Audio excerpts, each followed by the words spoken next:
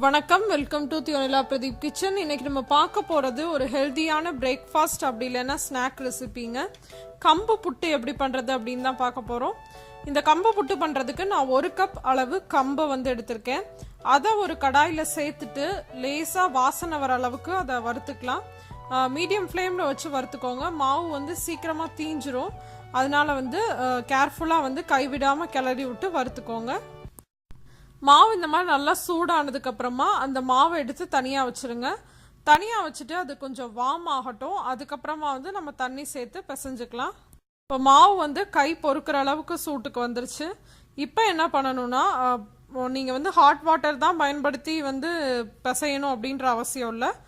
மிதமான, அதாவது warm water பயன்படுத்திக்கலாம். அப்படி இல்லைன்னா நான் சில சமயம் ரொம்ப அவசரமாக செய்கிறப்ப வெறும் தண்ணியிலே கூட நான் பிசைஞ்சிருக்கேன். அப்பயும் நல்லா தான் சாஃப்டாக தான் வந்திருக்கு. தண்ணியை ஒரேடியா ஊற்றிடாம லேசாக தெளிச்சு மாவு பிசைஞ்சிட்டே இருக்கணும்.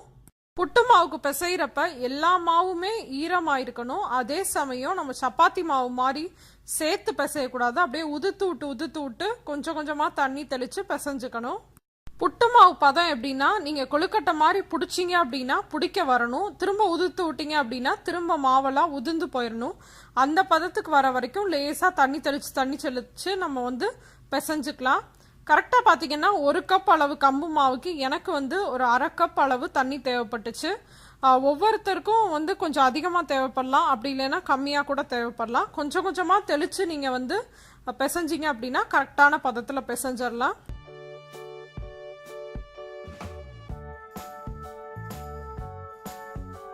இப்போ புட்டு மாவு பதத்துக்கு மாவு நான் பிசைஞ்சிட்டேன். இங்கே பார்த்தீங்கன்னா சின்ன சின்ன பால்ஸாக கொஞ்சம் கட்டி கட்டியாக நிற்கிது. இதெல்லாம் கை வச்சு அமுத்துனீங்கன்னாவே நல்லா போயிடும். அப்படி இல்லை, கொஞ்சம் ஈஸியாக பண்ணணும்னு நினச்சிங்கன்னா உங்கள் வீட்டில் சல்லடை இருந்துச்சுன்னா அதில் சலிச்சுக்கோங்க. மேலே லேசாக அமுத்தி விட்டிங்கன்னா அந்த உருண்டையெல்லாம் அப்படியே அந்த சல்லடையில் நல்லா சாஃப்டாக மாவு மட்டும் தனியாக வந்துடும். பார்த்தீங்களா, மாவு எப்படி நல்லா சாஃப்டாக இருக்குன்னு. இப்போ இதை வேக வச்சிடலாம்.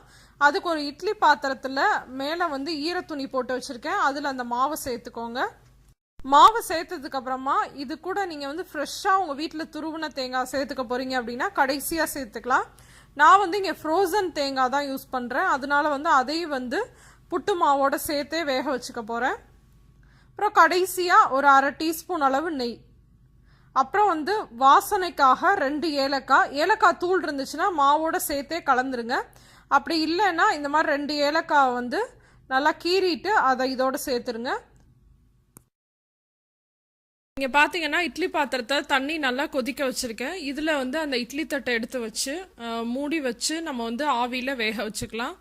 ஒரு 7லேருந்து 10 நிமிஷம் ஆகும். எனக்கு கரெக்டாக 7 நிமிஷத்துலேயே வெந்துருச்சு. மாவு வெந்துருச்சான்னு பார்க்குறதுக்கு பார்த்தீங்கன்னா இப்படி மாவு தொட்டு பார்த்தீங்கன்னா அது கையில் ஒரு உருண்டையாக வரும்.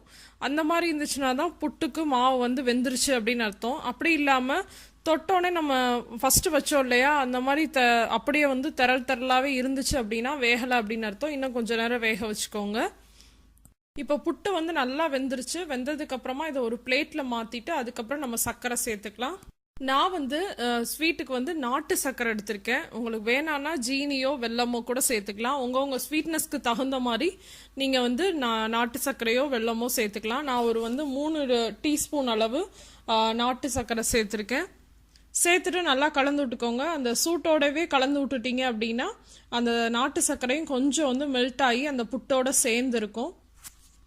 அவ்வளோதான், கம்பு நாட்டு சர்க்கரை புட்டு ரெடி ஆயிடுச்சு. இந்த ரெசிபியை கண்டிப்பாக வீட்டில் ட்ரை பண்ணி பாருங்கள். ட்ரை பண்ணிவிட்டு எப்படி இருந்துச்சு அப்படின்றத உங்கள் கமெண்ட்ஸையும் ஃபீட்பேக்ஸையும் கீழே இருக்க கமெண்ட் பாக்ஸில் என் கூட ஷேர் பண்ணிக்கோங்க. இன்னொரு பாரம்பரியமான டேஸ்டியான ரெசிபியோடு உங்கள் எல்லாரையும் சந்திக்கிறேன். அதுவரை உங்களிடமிருந்து விடைபெறுவது உங்கள் தியோனிலா பிரதீப். தேங்க்யூ.